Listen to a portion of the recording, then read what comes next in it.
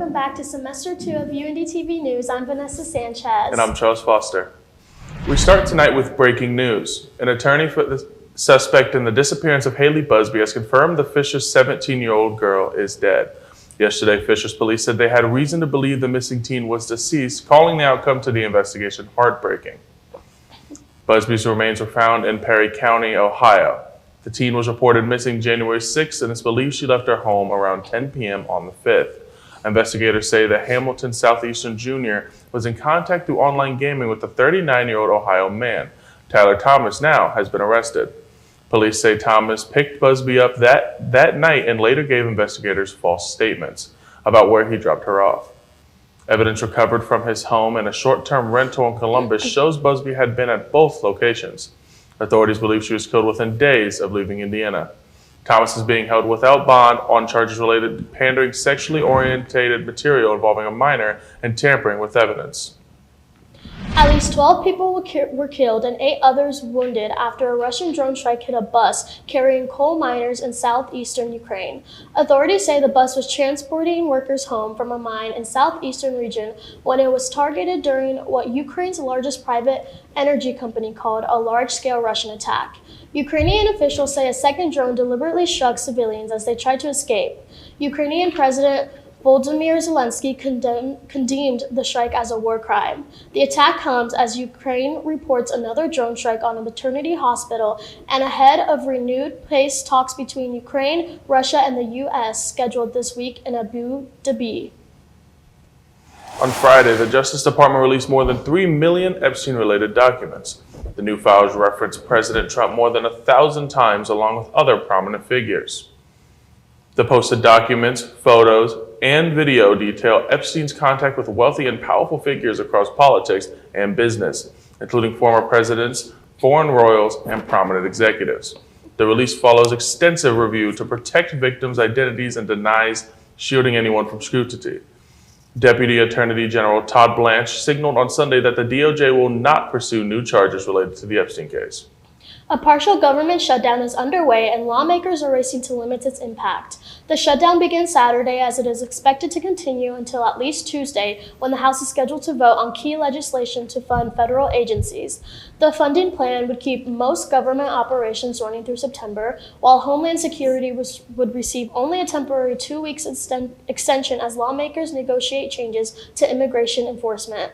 Even a short shutdown is already having consequences. More than 10,000 FAA workers will be furloughed and air traffic controllers will be required to stay on the job without pay until funding is restored. A 5-year-old boy who became a viral symbol of the Trump administration's immigration crackdown is back home in Minnesota. Liam Conejo Ramos and his father were released from a Texas immigration facility over the weekend after being detained in January. Their arrest drew national and international attention after images of Liam carrying a Spider-Man backpack spread online. A federal judge ordered their release, sharply criticizing the administration's actions. Lawmakers escorted the pair home, calling the detention unnecessary. The family's attorney says they followed all legal asylum procedures. Homeland Security has defended the operation while Liam's mother disputes the agency's account. A protest against ICE in South Portland turned chaotic after federal agents fired tear gas and other ammunition into a crowd outside of a detention facility.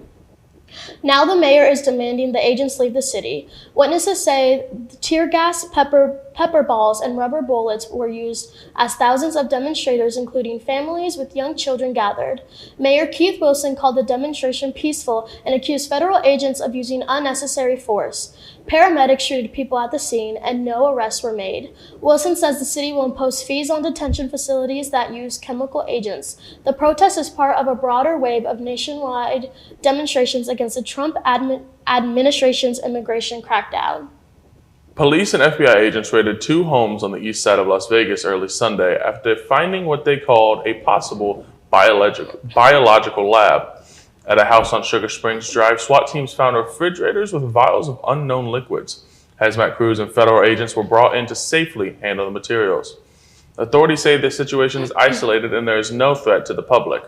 One suspect was taken into custody and the investigation is ongoing. Former CNN anchor Don Lemon was arrested Friday on federal civil rights charges tied to his coverage of a protest at a Minnesota church earlier this month. Lemon and 3 others are charged with conspiracy against the rights of religious freedom at a place of worship and injuring, intimidating, and interfering with the exercise of the right of religious freedom at a place of worship. This comes from a January demonstration at City's Church in St. Paul. Protesters say the church's pastor works for immigration and custom enforcement. Lemon was released on bond and spoke outside the court, saying he was acting as a journalist and defending press freedom. Prosecutors allege Lemon took part in protest planning, an accusation his attorneys strongly deny. The arrest comes amid the heightened immigration crackdown in Minneapolis that has drawn national attention after 2 U.S. citizens were killed during encounters with federal agents. Press freedom groups and civil rights advocates are condemning the charges as unprecedented. Lemon plans to plead not guilty and is due back in court on February 9th. Snowstorms and cold fronts have swept across the Midwest and South, leaving many Americans without power. Mississippi and Tennessee both have reports of tens of thousands of people without power in these bitter, windy, snowy conditions. Some residents in both areas have begun sleeping in their cars for warmth or seeking refuge at warming shelters and other local resources during these extreme conditions.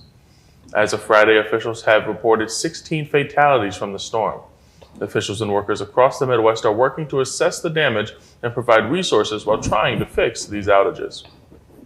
A Missouri woman says a routine visit to Aspen Dental left her without any teeth. Stacy Schroyer went to fix one broken tooth at an Aspen Dental, but claimed she was told all her teeth were rotten and agreed to have them pulled for dentures. She now lives with pain and dentures that don't fit. Aspen Dental has faced lawsuits and consumer complaints in multiple states. The company says its clinics are independently run and that patient concerns are reviewed. Schroyer says she wishes that she had never gone there.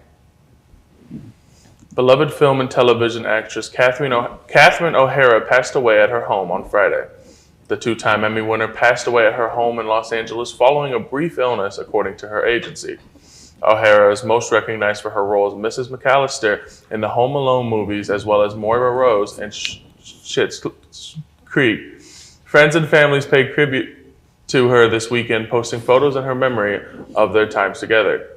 Home Alone star Macaulay Culkin shared heartfelt words on Instagram alongside many fans sharing their favorite moments and clips. O'Hara was 71. And following last week's record-breaking snowstorms and temperatures across the nation, a secondary wave of snow and cold is blowing across many states in the southeastern United States.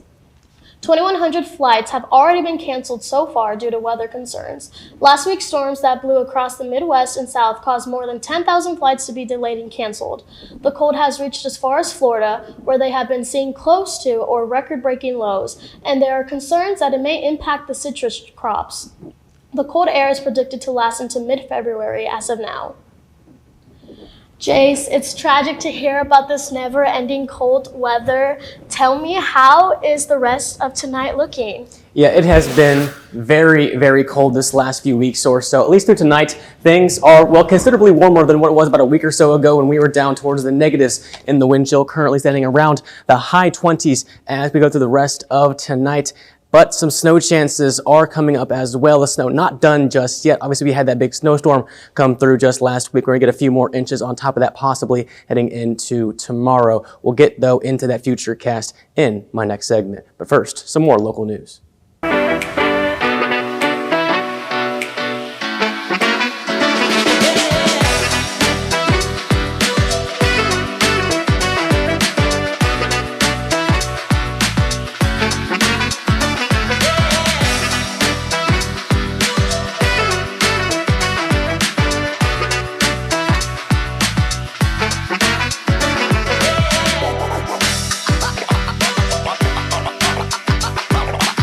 The round table where no topic is off limits.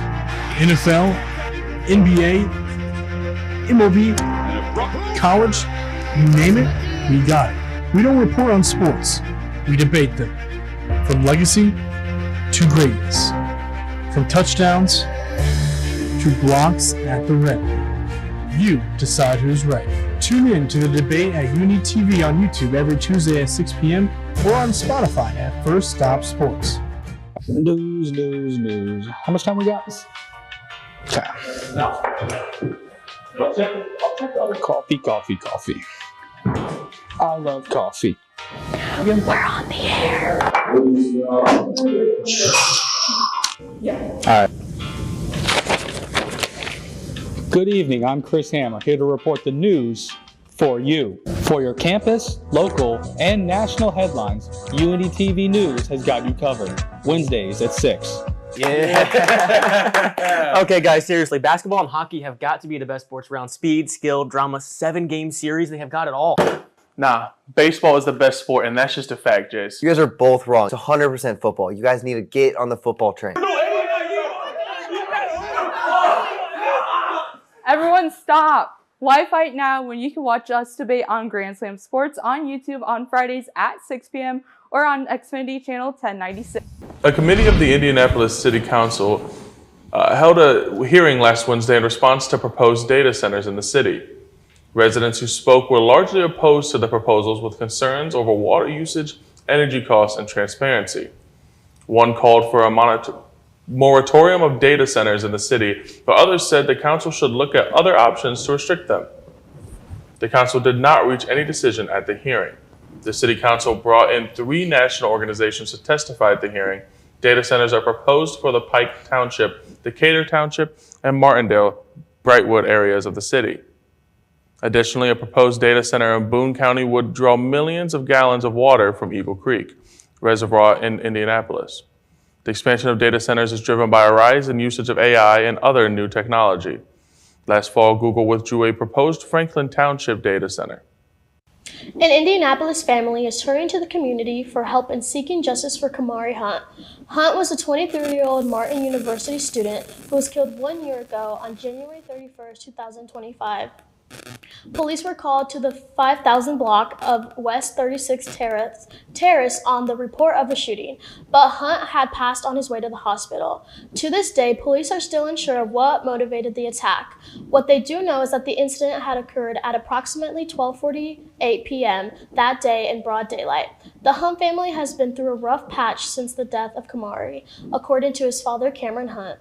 His mother, Kamika Hunt, says that the case being unsolved has only added to her grief. However, the family is hopeful that the public can help bring Kamari to justice and provide helpful information. Anyone with information about the incident is encouraged to call the IMPD homicide office at 317-327-347. Indianapolis has named its first female police chief. Mayor Joe Hogsett announced Wednesday that Tanya Terry will lead the Indianapolis Metropolitan Police Department. Terry is a 27-year-old veteran of the force. 2 years ago, she was appointed IMPD's chief of operations. She oversaw the move to put IMPD officers on 10-hour shifts and has played a role in the recruitment of more female officers. Terry began her career in 1999 and was a founding member of the Violent Crimes Units and was previously the commander of IMPD's Southwest District. City leaders credit her leadership with helping drive crime down to an 8-year low. Terry takes over a department facing staffing shortages and says strengthening community trust will be a top priority. 5 Indianapolis police officers were honored last Tuesday after they pulled a father and 2 children out of a retention pond earlier this month. Just after midnight on January 13th, Officer Owen Duckett was patrolling the area around Pendleton Pike and I-465 when he called a child calling for help. He found the 10-year-old boy in a nearby pond and used a rope to get him safely to shore. Duckett, as well as officers Damian Tiano and Erica Eder, went into the pond to rescue the boy's sister and father. Medics were unable to resuscitate the father, and he was pronounced dead on the scene. On Tuesday, Officers Jessica Dickinson, along with Tiano and Eder, were awarded with the Medal of Bravery. Duckett was given the Life Saving Award, and officers from the Lawrence Police Department will be awarded at a department ceremony at a later time. Thank you, Vanessa. Jace, throwing it over to you on the weather desk. How are conditions going to be looking the rest of the week? Thank you, Charles. Looking at the weather the rest of the week, looking at the weather map right now, some snow pushing out of the area today. Our big concern for the next few days is going to be what's up here right now as the system of low pressure kind of pushes its way to the south and the east. This area of snow, some heavier snow, will make its way down into central Indiana by about midday tomorrow. Expecting about 1 to 3 inches of snow tomorrow to add on top of what we already got in these last few weeks. After that, though, conditions should be much more favorable. Temperatures are going to rise into the milder, around 40-degree area heading into next week. This weekend, the rest of this week, 25 degrees on Wednesday, a little bit chilly still. But as we get into Friday, back above freezing at 37 degrees, so things should be much more warm. Look back at January, it was 28 inches of snow in total. In total for the winter so far. In January, it was 12.5. Both of those are about 4 inches above average, so already a very snowy and very cold winter. But as we head into February, some milder temperatures should be expected. Also this month, hoops are heating up. Nate Long has basketball for the Pacers and the Hounds when we come back.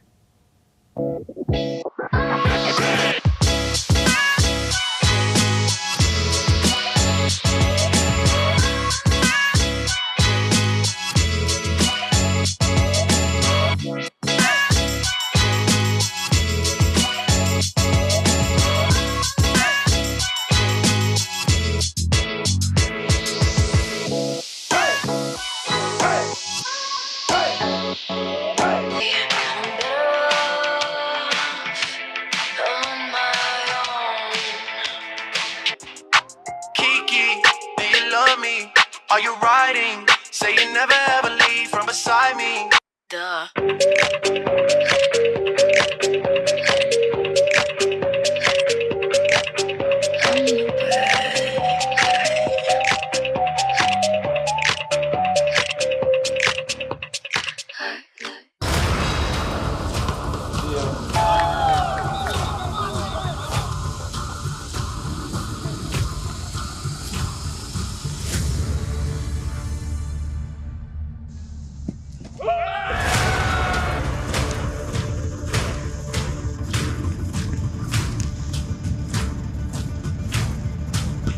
We'll leave it to our actual athletes. Watch UINDY TV's live sports broadcast on GLVCSN and YouTube. Are you feeling alone in your faith? UINDY Catholic gives you an opportunity to get involved in a religious community on campus, providing sacramental needs and fellowship for prospective students and giving you a sense of belonging. We just want you guys to know that God loves you, He delights in you, and He's in awe of you, and we would love to meet you. So you should come on out. UINDY Catholic, a community for you. For children who may have high-functioning autism, may have ADHD, processing challenges, working memory issues, sensory integration issues, those types of challenges. It's a place where human beings are valued, children are respected.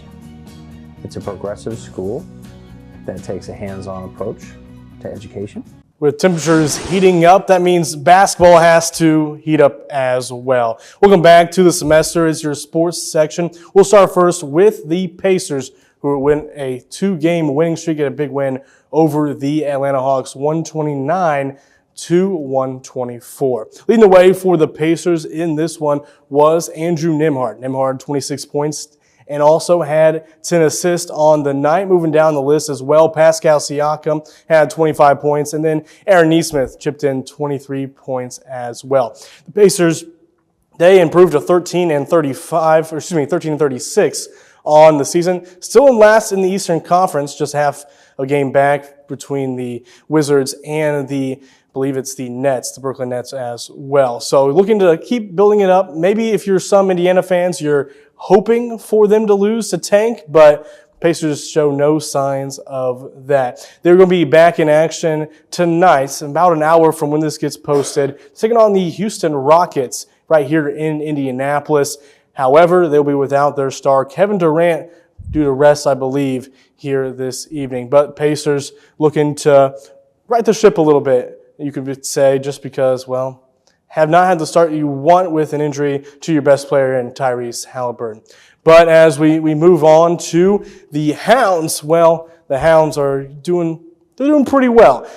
The women's team They were on a win streak, 4 of the last 6. The men's team, 4 of the last 5, and they kind of get a really big win together on Pack the House night.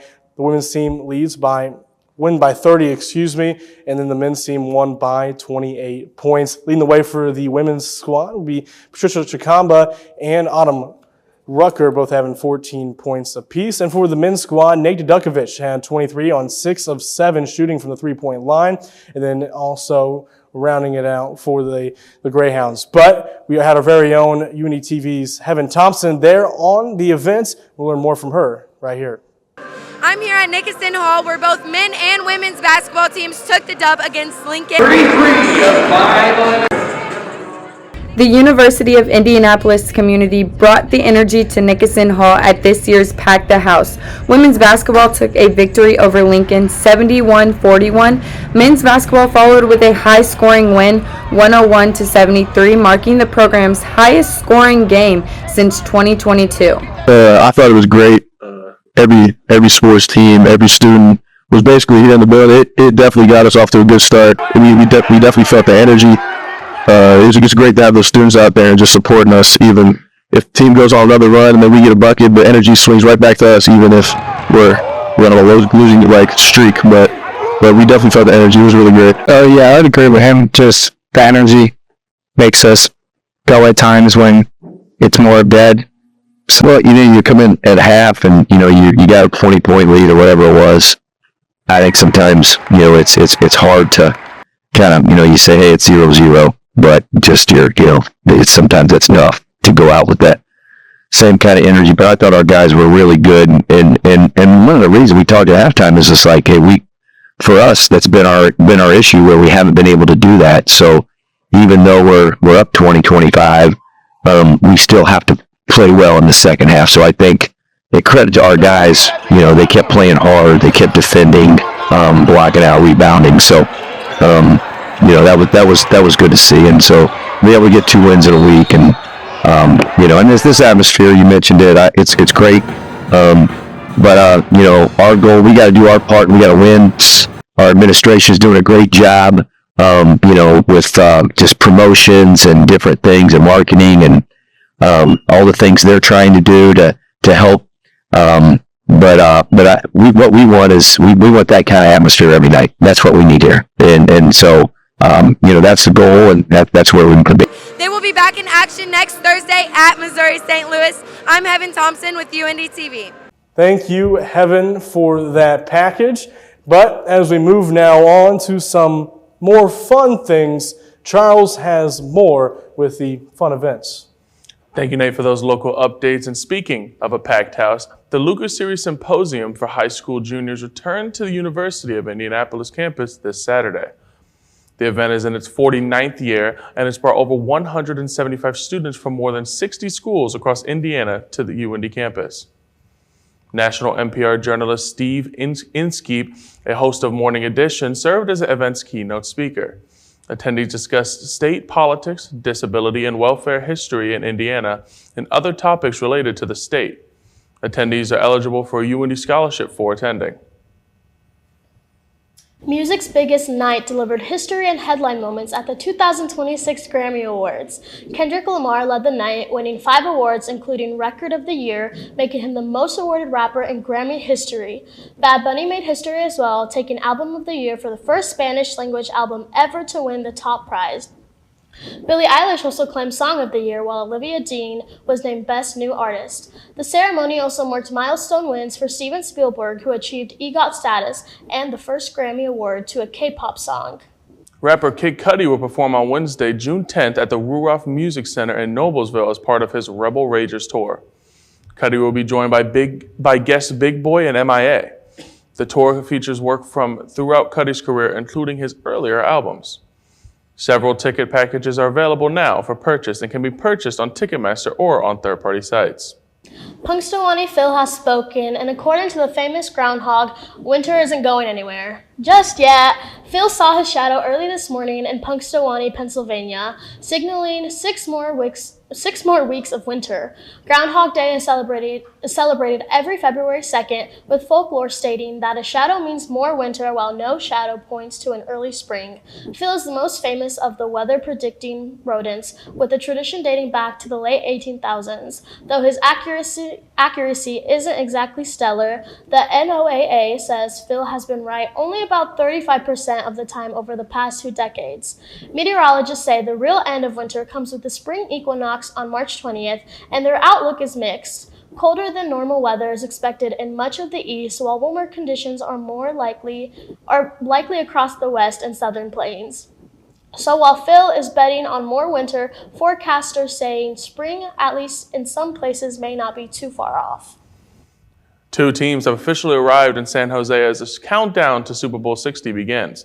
The New England Patriots touched down Sunday afternoon, making their first trip back to the Super Bowl in the post-Tom Brady era.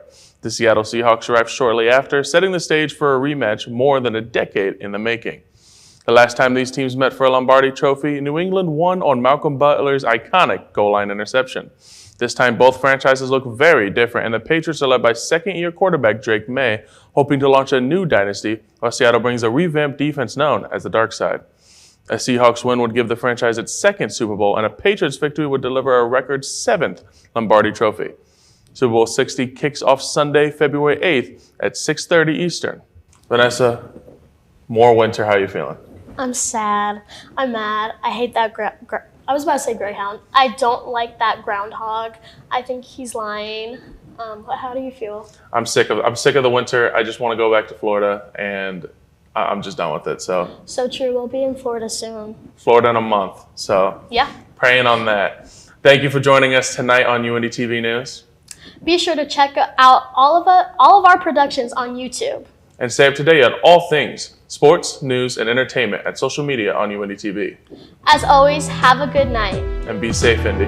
We'll see you next week.